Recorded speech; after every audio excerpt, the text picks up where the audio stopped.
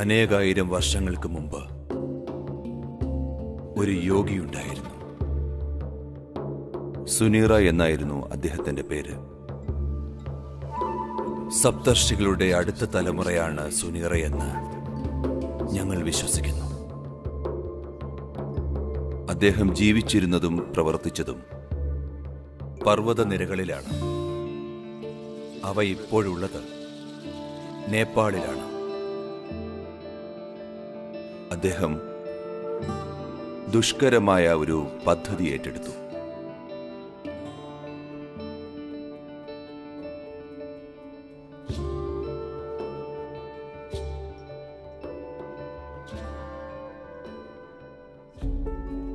സുനീറ അത് അറിഞ്ഞു.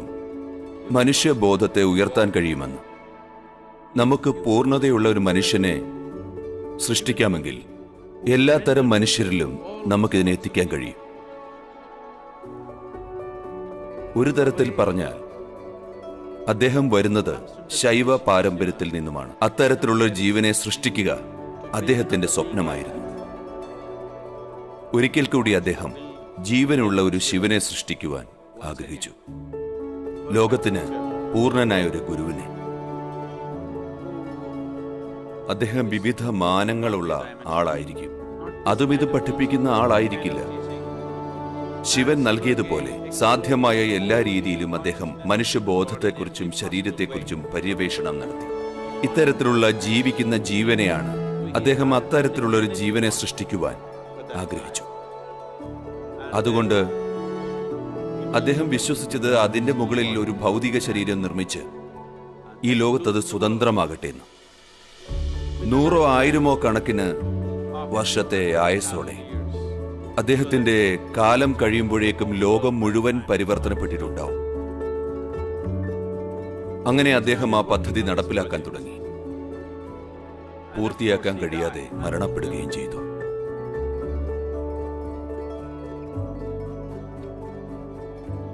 അതുകൊണ്ട് ഈ 40,000 വർഷങ്ങളായി പല ശ്രേഷ്ഠരായ യോഗിമാരും സുനീറ ഉപേക്ഷിച്ചു പോയ ഈ പദ്ധതി പുനരാരംഭിക്കാൻ ശ്രമിക്കുകയും മനുഷ്യബോധത്തെ പരിവർത്തനപ്പെടുത്താൻ കഴിവുള്ള പൂർണ്ണനായ ഒരു ഗുരുവിനെ സൃഷ്ടിക്കാൻ ശ്രമിക്കുകയും ചെയ്തു.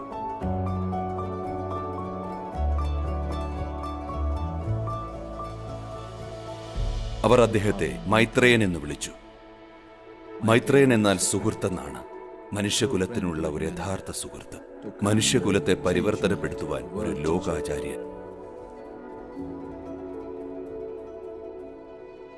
തലമുറ തലമുറകളായി പല യോഗിമാരും നിരന്തരം പരിശ്രമിച്ചുകൊണ്ടേയിരുന്നു ഇതേ പദ്ധതിക്കായി. സുനീറ പകുതി പൂർത്തിയാക്കിയ ഈ പദ്ധതി തുടരുവാൻ യോഗ സിദ്ധാന്തത്തിൽ പ്രത്യക്ഷപ്പെട്ടിട്ടുണ്ട്. എന്നാൽ കഴിഞ്ഞ നൂറ്റാണ്ടിൽ ഇതിന് വ്യക്തത കൈവന്നു. ഇതേക്കുറിച്ച് സമൂഹം അറിയാൻ ഇടവന്നു. കാരണം തിയോസഫിസ്റ്റുകൾ ഇത് പ്രാവർത്തികമാക്കുവാൻ ശ്രമിച്ചു. ആനി ബെസന്റ്, ലെത്തിറ്റർ, പിന്നീട് മാഡം ബ്ലവാട്സ്കി. ആ പേരെനിക്ക് ഉച്ചരിക്കാൻ കഴിയുന്നില്ല. ബ്ലവാട്സ്കി. ഈ 3 പേർ ഈ പദ്ധതി ഏറ്റെടുത്തു. ഞങ്ങളത് സൃഷ്ടിക്കാൻ പോവുകയാണെന്ന് അവർ പറഞ്ഞു. അവർ വലിയ തോതിൽ താന്ത്രിക ജ്ഞാനം ശേഖരിച്ചുകൊണ്ടിരുന്നു. ഒരുപക്ഷെ ആദ്യമായിട്ടാണ്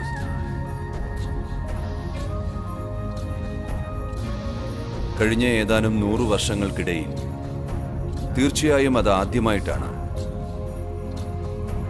പരമ്പരാഗതമല്ലാത്ത ആധുനിക രീതിയിൽ അവർ ഈ പദ്ധതി ഏറ്റെടുത്ത്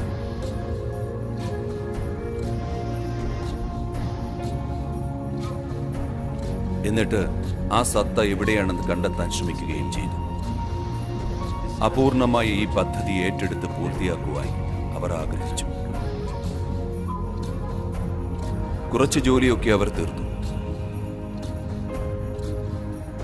അവർക്ക് അറിവുണ്ടായിരുന്നുവെങ്കിലും അതിനുള്ള കഴിവുണ്ടായിരുന്നില്ല. അവർ ധാരാളം വിവരങ്ങൾ ശേഖരിച്ചുവെങ്കിലും അതുപോലെ കാര്യങ്ങൾ ചെയ്യുന്നതിനുള്ള സാമഗ്രികൾ ശേഖരിക്കാൻ കഴിഞ്ഞില്ല.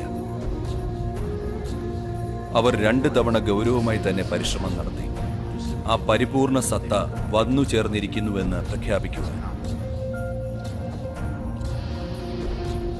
എന്നാൽ അത് സംഭവിച്ചില്ല.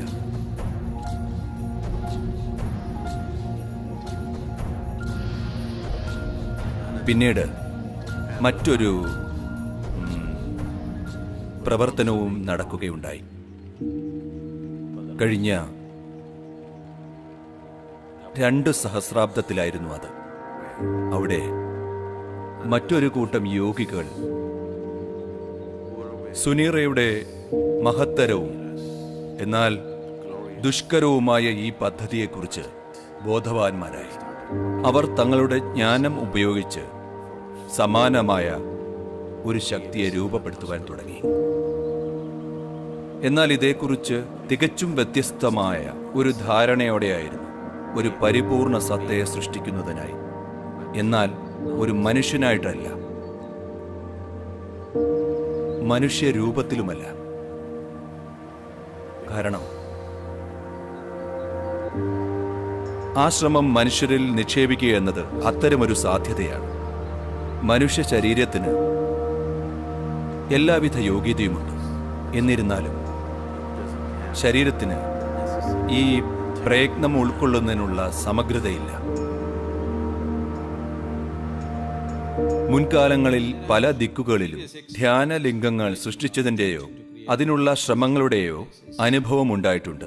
നിരവധി സമാനമായ പദ്ധതികൾ കഴിഞ്ഞ 2000-3000 കാലയളവിലുണ്ടായി. പലവിധ കാരണങ്ങളാൽ പകുതി വഴിയിൽ അവയെല്ലാം ഉപേക്ഷിച്ചു. ഭോജ്പുരിയിൽ അവരൊരു ധ്യാനലിംഗം നിർമ്മിക്കാൻ ശ്രമിച്ചു 1000 വർഷങ്ങൾക്ക് മുമ്പ്.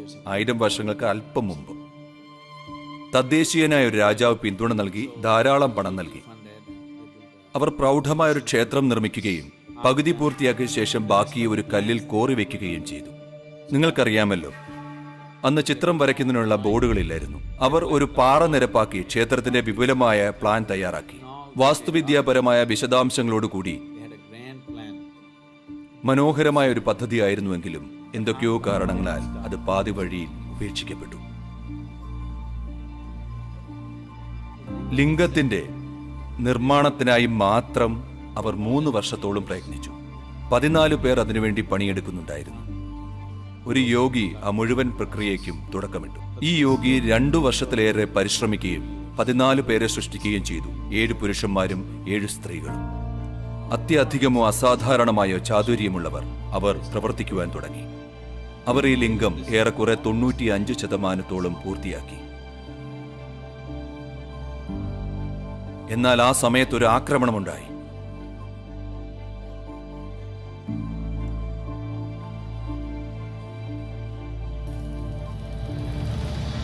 കടന്നുവന്ന അക്രമികൾ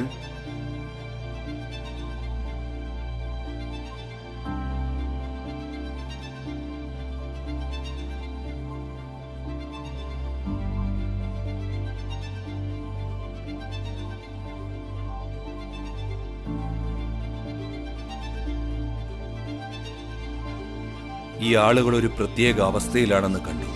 എന്തായാലും അവർക്കത് വിചിത്രമായി തോന്നി. അവർ ആക്രമിക്കപ്പെട്ടു.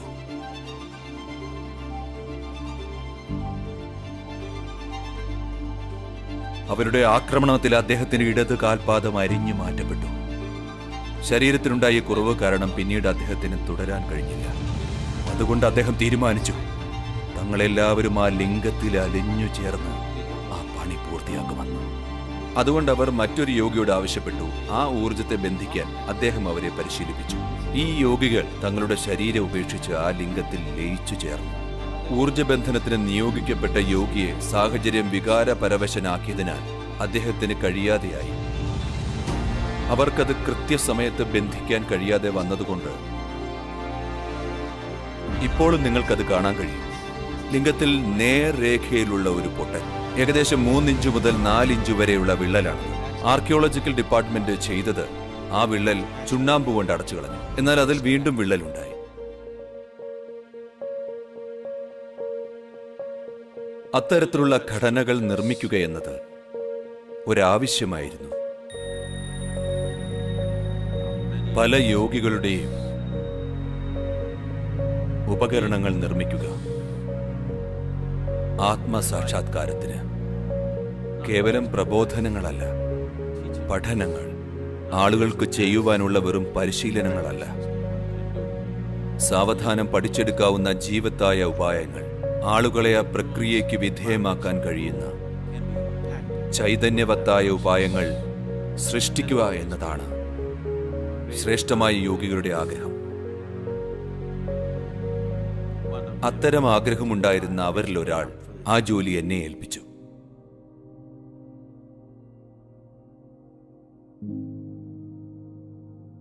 ഞാൻ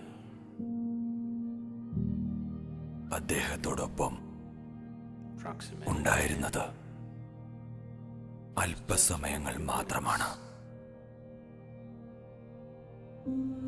ഈ നിമിഷങ്ങളിൽ ആ അസാമാന്യ ചാതുര്യമുള്ള മനുഷ്യൻ തന്റെ പദ്ധതിക്കായി എന്നെ വശപ്പെടുത്തിയത്.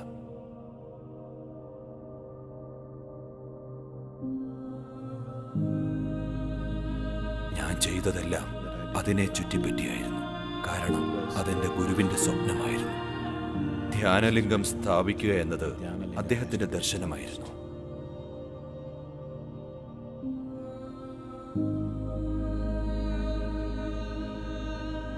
അതെന്റെ ഗുരുവിന്റെ ഇച്ഛയും അനുഗ്രഹവുമായിരുന്നു.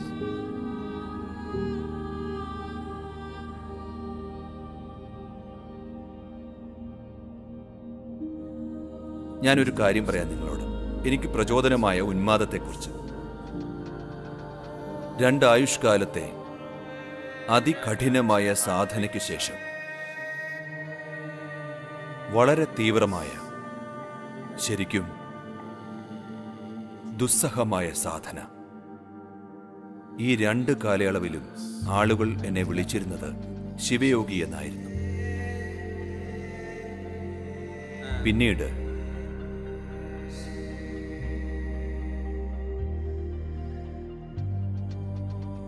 ആവശ്യം വന്നപ്പോൾ എന്റെ ഗുരു പ്രത്യക്ഷനായി.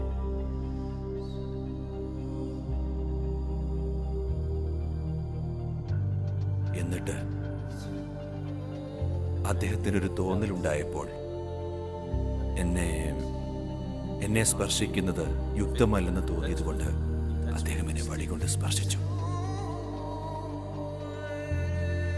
അങ്ങനെ എല്ലാം അറിയേണ്ടതെല്ലാം ഞാൻ അറിഞ്ഞു.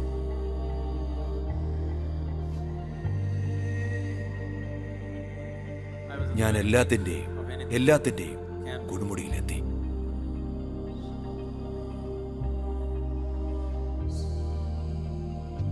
അതുകൊണ്ട് ആ സത്ത ശിവയോഗി എന്ന് പരാമർശിക്കപ്പെട്ടു. തന്നിലെ ദൗത്യം പൂർത്തിയാക്കുവാൻ അദ്ദേഹം ശ്രമിച്ചു. ഫലമുണ്ടായില്ല.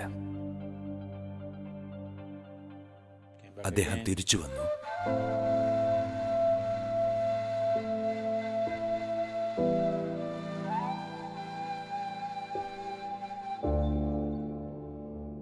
സദ്ഗുരു ബ്രഹ്മയായി.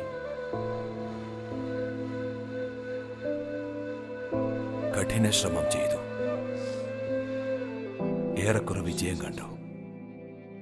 എന്നാൽ സമൂഹത്തിന്റെ സഹകരണം ഉറപ്പുവരുത്തുവാൻ കഴിഞ്ഞില്ല. കാരണം അദ്ദേഹം ആരാണെന്നതിന്റെ തീവ്രത സമൂഹത്തിന് മനസ്സിലാക്കാൻ കഴിഞ്ഞില്ല.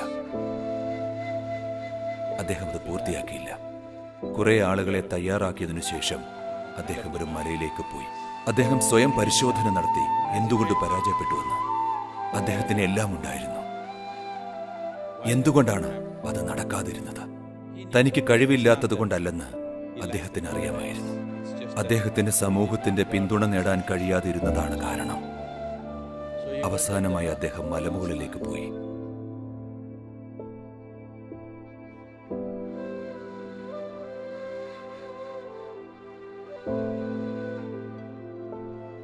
മുകളിലേക്ക് കയറുന്നതിന് മുമ്പ് അടിവാരത്തിൽ വെച്ച് അദ്ദേഹം അറിയിച്ചു. ഏതാനും ശിഷ്യന്മാർ അടുത്തു വന്ന് ചോദിച്ചു, ഇനി എന്താ ചെയ്യുക എന്ന്. അദ്ദേഹം പറഞ്ഞു, ഇവൻ തിരുപ്പി വരുവാൻ, ഈയുള്ളവൻ തിരിച്ചു വരുമെന്നായിരുന്നു. അദ്ദേഹം അവസാനമായ മലമുകളിലേക്ക് പോയി.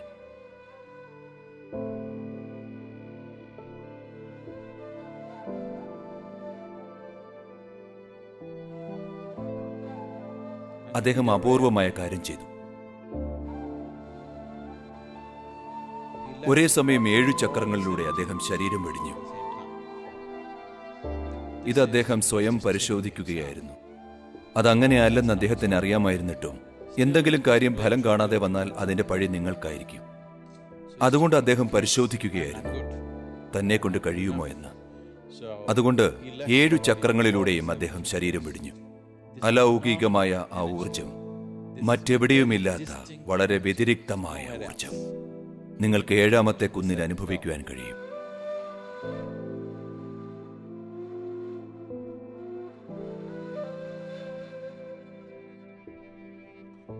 നിങ്ങൾക്ക് മറ്റെവിടെയെങ്കിലും കണ്ടെത്താൻ കഴിയുന്നതിൽ നിന്നും വളരെ വളരെ വ്യത്യസ്തമാണ്.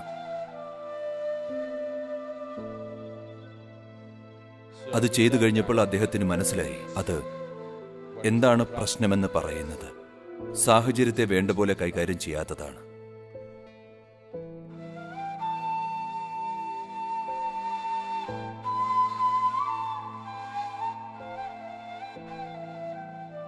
ഇത്തവണ ഞങ്ങൾ വന്നപ്പോൾ എല്ലാം പ്ലാൻ ചെയ്തു. ഏറെക്കുറെ ഞങ്ങൾ തീരുമാനിച്ചു.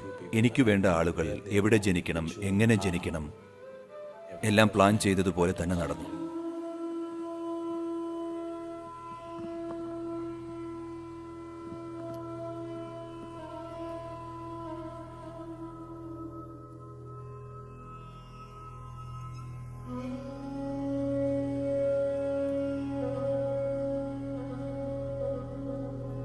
പ്രതിഷ്ഠാപനത്തിന് ആവശ്യമായ ആളുകളെ അവരെ ശരിയായ സ്ഥാനത്ത് പ്രതിഷ്ഠിക്കുകയും പിന്നീട് എല്ലാം കൃത്യസമയത്ത് വന്നു ചേരുകയും ചെയ്തു. ഇതെല്ലാം ഒരുമിച്ച് കൂട്ടുന്നതിന് ഈ ജന്മത്തിലെ 18 വർഷത്തെ തയ്യാറെടുപ്പുകൾ വേണ്ടിവന്നു. ഒരുമിച്ച് കൂട്ടുവാനും ആളുകളെ ഒരുമിച്ച് കൂട്ടുവാനും അവരുടെ മുൻജന്മം ഓർമ്മിപ്പിക്കുവാനും അവരെ അവിടെ എത്തിക്കുവാനും. ഇപ്പോൾ നിങ്ങൾക്കിതൊരു യക്ഷിക്കഥ പോലെ തോന്നാം, എന്നാൽ ഞങ്ങൾക്കിതൊരു യാഥാർത്ഥ്യമാണ്. അതുകൊണ്ട് ഈ പ്രതിഷ്ഠാപന പ്രക്രിയയ്ക്ക് 3.5 വർഷത്തോളം വേണ്ടി വന്നു. വളരെ കഠിനമായ ഒരു പ്രക്രിയയായിരുന്നു. ഈ പ്രക്രിയയ്ക്ക് സാക്ഷികളായ ആളുകളുടെ ജീവിതം വീണ്ടും പഴയതുപോലെ ആവില്ല. ഇവരുടെ വന്യമായ സ്വപ്നങ്ങളിൽപ്പോലും ഭാവന ചെയ്യാതിരുന്ന കാര്യങ്ങൾക്ക് അവർ സാക്ഷികളായി. അവരുടെ സാന്നിധ്യത്തിൽ ഇത് സംഭവിച്ചു എന്നുള്ളത് ഇപ്പോഴും അവർക്ക് വിശ്വസിക്കാൻ വയ്യ.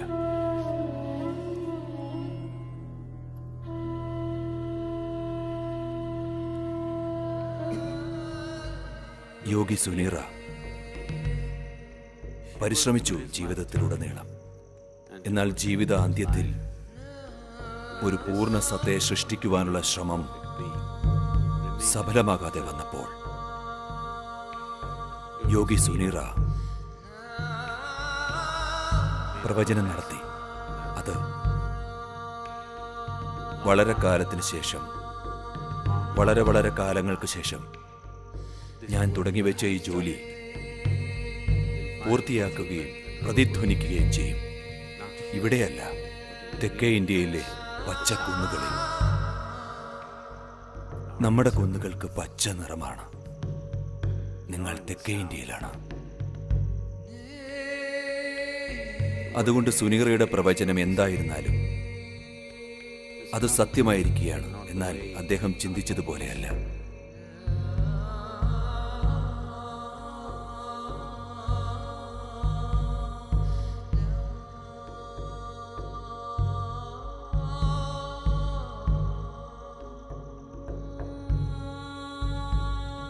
ധ്യാനലിംഗം ഒരു ജീവിച്ചിരിക്കുന്ന ഗുരുവിനെ പോലെയാണ്. ഒരു ആത്മാന്വേഷകന്റെ ജീവിതത്തിൽ ഗുരുവിന്റെ പങ്കെന്ന് പറയുന്നത് പ്രബോധനങ്ങളും മാർഗനിർദ്ദേശങ്ങളും നൽകുക മാത്രമല്ല. ഏറ്റവും അടിസ്ഥാനപരമായ സംഗതി, എന്തുകൊണ്ടൊരു ആത്മാന്വേഷകൻ ഗുരുവിനെ തേടുന്നു എന്നതിന് കാരണം എന്തെന്നാൽ ഒരു ഗുരുവിന് അദ്ദേഹത്തിന്റെ ഊർജത്തെ വ്യത്യസ്ത തലത്തിൽ ജ്വലിപ്പിക്കാൻ കഴിയുമെന്നതാണ്. ആ ഒരു തലത്തിൽ, അതിൽ ഒരു ആത്മീയ അന്വേഷകന്റെ ജീവിതത്തിൽ ഒരു ഗുരുവിന്റെ ആവശ്യം സഫലീകരിക്കുകയാണ് ഈ ധ്യാനലിംഗം. ഒരിക്കൽ ഒരാൾ ഈ ധ്യാനലിംഗത്തിന്റെ മണ്ഡലത്തിൽ വന്നു കഴിഞ്ഞാൽ ആത്മസാക്ഷാത്കാരത്തിന്റെ വിത്ത് തന്നിൽ വിതയ്ക്കപ്പെടുന്നതിൽ നിന്നും രക്ഷപ്പെടാനാവില്ല.